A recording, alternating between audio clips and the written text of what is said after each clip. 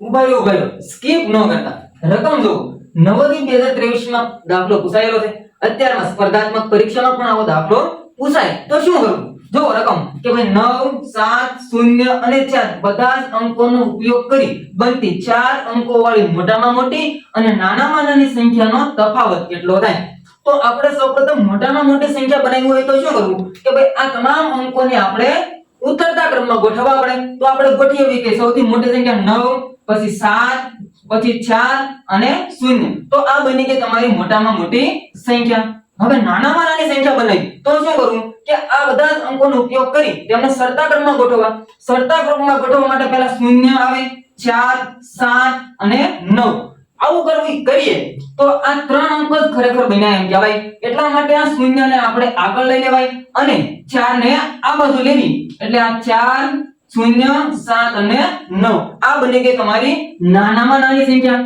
હવે આ સંખ્યાઓનો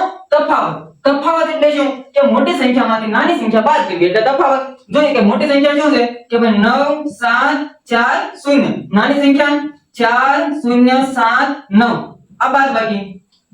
0 માંથી 9 ના જાય એટલા માટે આપણે 10 કી લેવી 10 કી આપણે 7 પાછળથી ડાયરેક્ટ લઈ લઈએ તો 7 ના 6 થઈ જશે અહીંયા 9 અને અહીંયા 10 તો 10 માંથી 9 જાય તો 1 9 ને 4 13 13 માંથી 7 જાય તો